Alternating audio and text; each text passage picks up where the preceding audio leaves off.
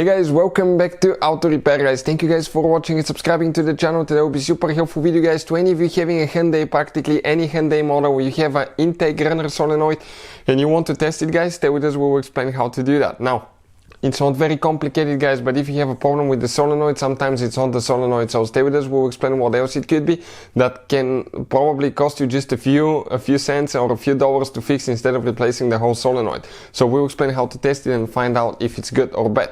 Now, before we start, let me guys introduce you. That should work on multiple Hyundai models, and some of those could be Hyundai Sonata, Elantra, Hyundai Tucson, Santa Fe, Veloster and Accent as well. And just to tell you a little bit about the channel, every single car we get at the garage, we try to make at least 200 to 300 free repair videos. We take them completely apart, we show you how to fix practically anything guys. Why we do all that? Simply because our mission in the shop is to save you as much money as we can. All we need guys in return, please subscribe to the channel, like the video, that way we can keep providing this free information to you. Now, if you need to buy new parts, tools, anything for your car, check out the link in the description of the video below and you can see where we get all that from for a really good price and quick shipping as well. So that's what we have right here guys, a Hyundai engine 2.4 GDI. It can be found in probably more than 6-7 Hyundai vehicles, but even if you have a 1.6, 1.8, 2.0, 2.4, many of them use the intake runner control valves, okay, like that. Some have mechanical ones, okay, that are controlled by vacuum, and some have electronic ones. So if you have the one that's controlled by vacuum and it looks like that, and you have the actuator that looks like that, we will explain guys, okay, how to do that. So all that will be covered today. Now, before we start guys, okay, if you want to learn more about diagnostic fixing your car, check out our second channel, Electrical Car Repair Live. We have videos that can potentially save you thousands of dollars as well.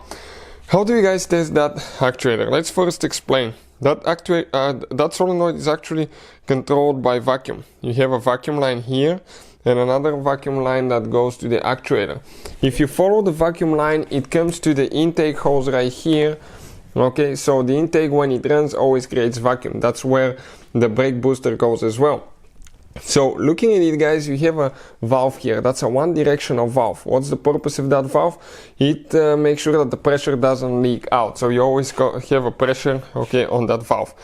If you have a problem guys, always check for vacuum leaks, for broken hoses, anything like that, because this is the #1 reason. Number 2, failing solenoid. How do you guys test those things? You have 2 wires, okay, and at that point it doesn't matter guys, okay, which wire you put where, okay, you can put negative and positive and switch them and it will still work. But if you touch the 2 wires together while you have a 12-volt supply, you're going to burn it. So connect it here first, make sure you don't move them at all, and then okay, connect it to the car battery to test it. With the help of the alligator clips, we can actually guys limit the chance of them touching to each other. So if you need to buy any alligator clips, we'll put the link in the description of the video below where you can get some from. So alright, that being said, what do we need to do now?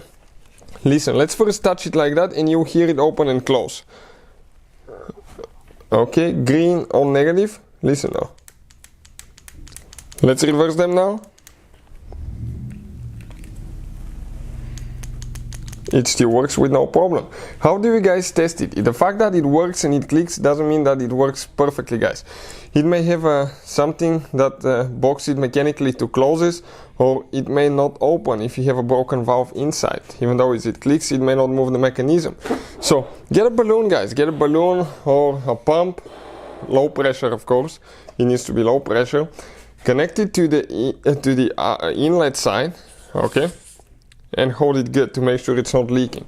Now check this thing out. You want to make sure that you're not leaking anything out of here when the valve is closed. When you open that valve, you want to make sure that air is leaking out, and the moment you close it, it should stop. So listen now.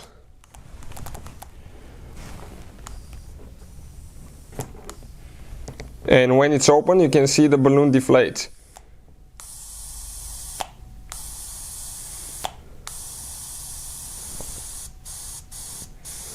So that's quite a bit guys, so you can see this is a perfectly working valve. If you have still problems guys, I'll recommend to check the vacuum lines. Hopefully the video will be helpful. Thank you for watching and see you next time.